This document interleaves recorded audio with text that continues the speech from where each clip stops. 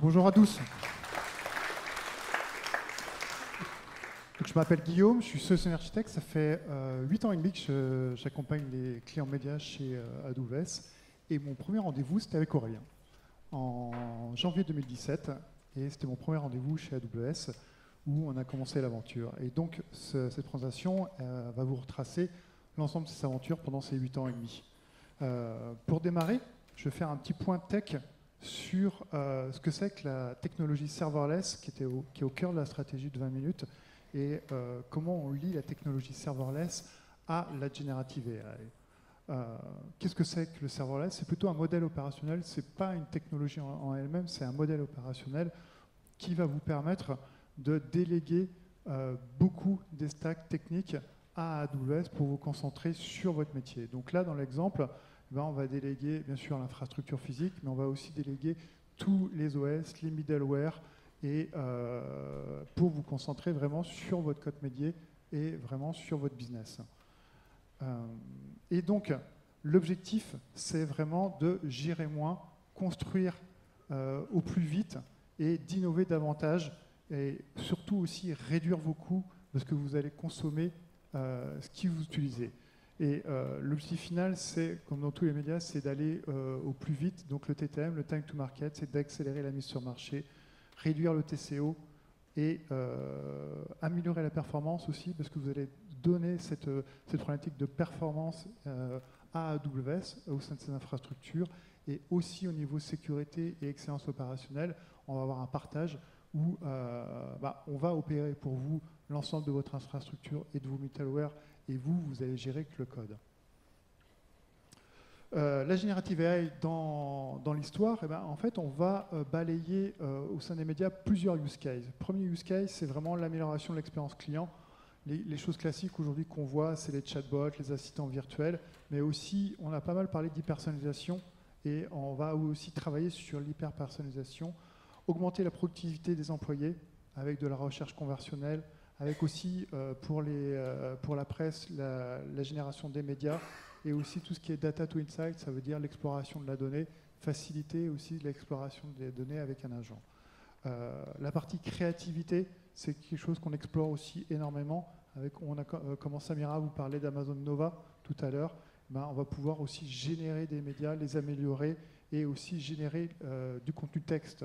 En tout cas, aider les journalistes à produire du contenu texte, et Aurélien va vous le démontrer.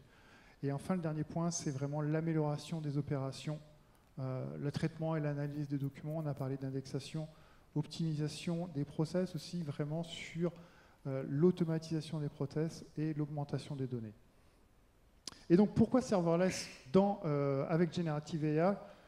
En fait, c'est la méthode la plus rapide pour intégrer la Generative AI.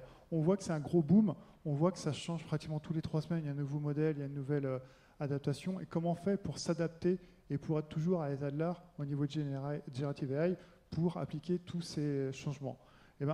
On va travailler avec le serverless, parce que comme je vous disais, vous allez vous concentrer sur vos business, et aussi dans les services Generative AI, il y a des services qui sont serverless. Donc on ne va pas aller déployer des modèles sur de la GPU. Je vais aller assez rapidement. Aussi, il y a un sujet aussi sur la réponse en temps réel. Quand je vous ai parlé de chatbot, c'est le meilleur modèle aussi pour avoir des réponses en temps réel et en synchrone. Et l'autre point aussi, c'est tout ce qui est gestion des pics et passage à l'échelle, surtout dans un média comme 20 minutes, c'est essentiel de pouvoir gérer les pics. Et là, vous allez déléguer cette gestion des pics à AWS. Et donc, dans le concret, qu'est-ce que c'est que serverless? Vous allez avoir plusieurs couches. Ce que vous voyez en orange, en haut à gauche, c'est la partie compute. Vous avez dû entendre parler des fonctions lambda. Aussi, les conteneurs, si vous pouvez les passer en serverless. Ce que vous voyez en rose, c'est toute la partie intégration middleware qui va être déléguée à AWS. De l'autre côté, en bleu, la partie base de données. Vous allez avoir des bases de données qui sont complètement managées, serverless, qui passent à l'échelle et qui peut être aussi actif-actif, ce qui a un gros changement.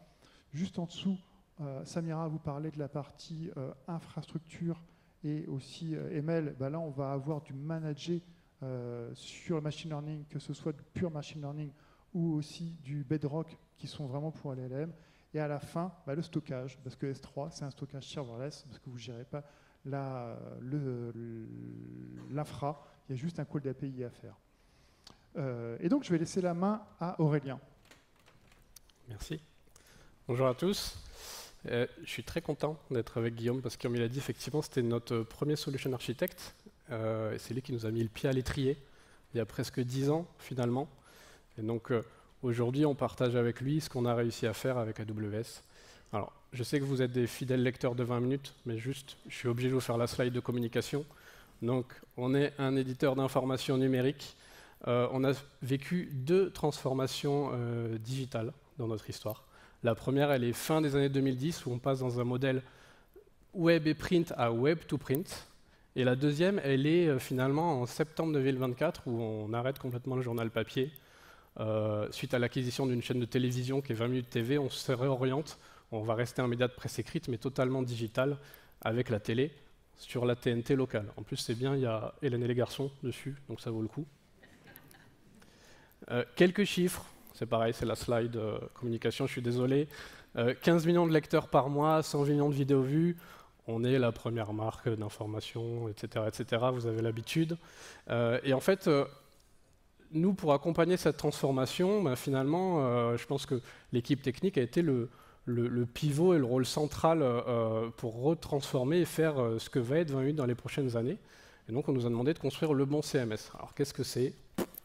Je ne vais pas vous dire qu'on a construit un CMS depuis septembre 2024 à aujourd'hui, on a commencé bien avant. Donc nous, nos journalistes sont arrivés sur notre nouveau CMS en 2021.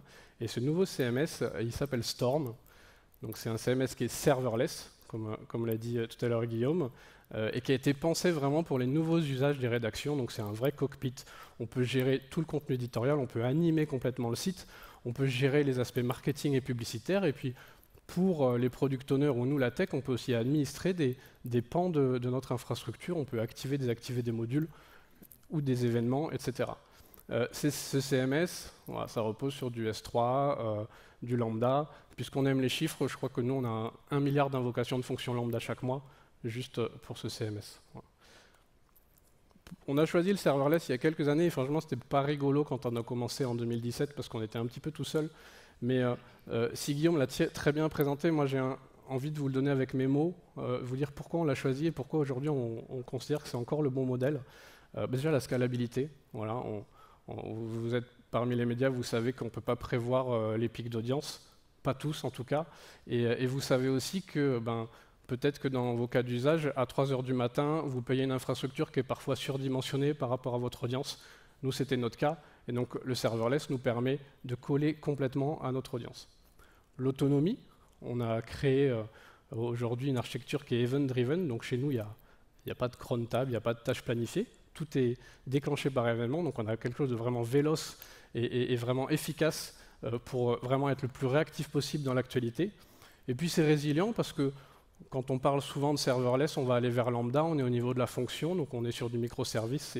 C'est complètement résilient puisqu'on annule les interdépendances. Voilà.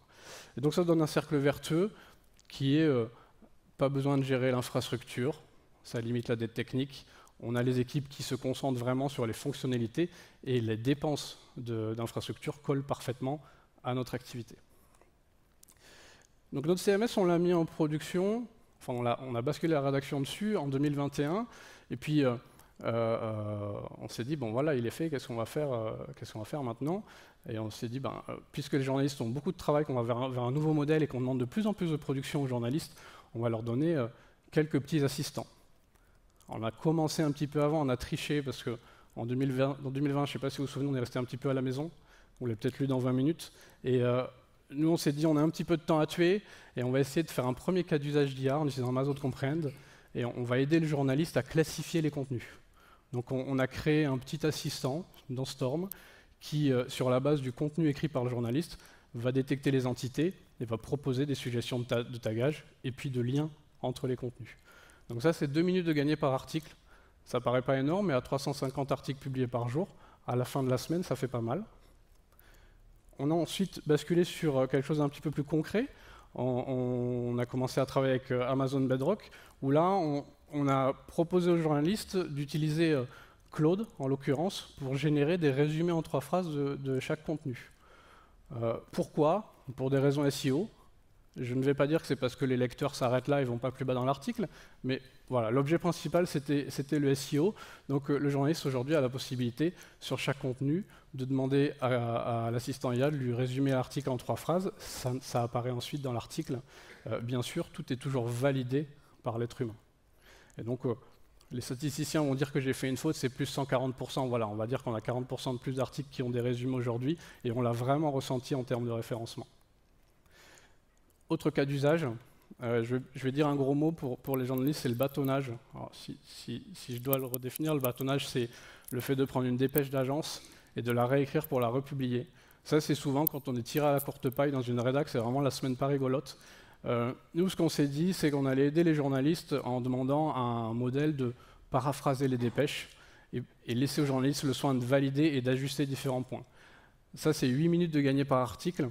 Quand on bâtonne 50 dépêches dans la journée, 8 minutes, c'est peut-être une pause café en plus, ou c'est peut-être du temps pour se concentrer sur un peu plus d'investigation pour des sujets qu'on a en cours sur le long terme. Et vraiment, ça, c'est un vrai gain, on n'en parle pas beaucoup. Nous, les journalistes qui tournent au desk quand c'est leur tour, ils nous le disent, ils disent vraiment merci, et ça fait plaisir. Et puis, nouvelle fonctionnalité, alors, le hasard du calendrier fait qu'elle est lancée aujourd'hui. Donc j'ai un peu l'impression de vivre ma keynote, mais elle est lancée aujourd'hui pour la rédaction. Là, on est allé un petit peu plus loin. On fournit un assistant en plus aux journalistes qui va les aider à optimiser leur contenu pour le référencement. Alors qu'on soit d'accord, tout ce que je dis, ça ne va pas pénaliser la ligne éditoriale, et on va respecter toujours le contenu du journaliste et son ton. Et d'ailleurs, pour le respecter, on a entraîné le modèle avec le ton 20 minutes, avec le ton du journaliste et le ton de la verticale. À partir de ça, on va être en mesure de dire aux journalistes, voilà, sur tel article, on estime que, vu les trends de référencement actuels, vu l'historique qu'on a sur les visites qui viennent du search dans notre data lake, on pense que si tu utilisais tel mot plutôt que tel mot, ça performerait plus. Donc ça passe en bêta aujourd'hui pour les journalistes. Vous aurez peut-être quelques retours d'expérience dans quelques semaines. Comment ça marche? C'est assez simple. En fait, comme je l'ai dit, on va donner des données d'audience, on va donner des données éditoriales, des données de ton, des données de style et des données de trend, d'actualité. Tout ça, ça va entraîner le modèle. Et puis derrière, nous, on a juste fourni à Storm une API qui va se permettre d'aller interroger, alors en l'occurrence, là, c'est Claude Mistral et en moindre mesure Llama, via Bedrock, et qui va se baser sur cet entraînement pour fournir une réponse plus pertinente. Pour aider le journaliste à comprendre, on a créé une sorte de rich score. C'est un petit score qui va passer de 1 à 10, et ça lui permettra de voir si finalement la proposition qu'on lui fait lui donnerait potentiellement un gain en termes de SEO. Ce qu'on retient de cette aventure et globalement de tout ce qu'on fait dans notre écosystème, quand on parle d'IA, en fait, moi j'entends souvent des gens qui me disent c'est compliqué, on ne comprend rien, il y a 50 modèles, il y a 50 000 modèles, c'est des mots hyper techniques, moi j'ai pas le temps, il faut des experts. Et en fait non, vraiment, on réfléchit trop. Aujourd'hui, Guillaume l'a très bien dit, avec le service Amazon Bedrock, c'est un appel API, c'est 3 paramètres, un prompt. Le vrai travail il va être sur le prompt. Donc moi, ma vraie philosophie, et ce que je dis souvent à mon équipe, il y en a qui sont dans la salle aujourd'hui, c'est réfléchissez pas trop, essayez et puis on verra. Sonnet 4 de Claude est aujourd'hui sur Amazon Bedrock, on l'a activé déjà en staging et c'est en train d'être testé par nos équipes. Par contre, le pendant, quand on veut travailler avec de l'IA, c'est qu'il faut avoir de la donnée de qualité. Il faut vraiment avoir de la donnée structurée, bien hébergée, bien utilisable. Donc ça, c'est un point qui est crucial.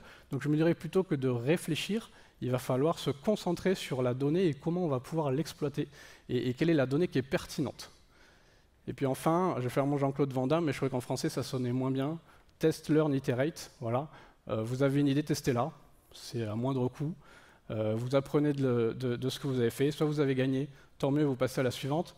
Soit vous êtes trompé, donc comme dirait Nelson Mandela, vous avez appris quelque chose, et puis vous continuez, vous réessayez. Et puis tout ça, ça nous a amené finalement à un aspect qui est un peu particulier, parce que nous, les médias, et particulièrement 20 minutes, qui est un média gratuit, où on vit d'un modèle publicitaire, c'est un secret pour personne, on a réussi à avoir une solution aujourd'hui qui est disponible en SaaS et qu'on peut commercialiser facilement pour d'autres éditeurs. Et donc finalement, ce qui est venu par la technique, c'est potentiellement de rajouter une ligne de revenus pour un titre comme 20 minutes. Et c'est pas rien. Et donc voilà, à partir de maintenant, Storm est disponible en SaaS, c'est déjà exploité par certains titres de notre groupe. Si vous avez des questions, je serai bien sûr à disposition pour en discuter. Merci.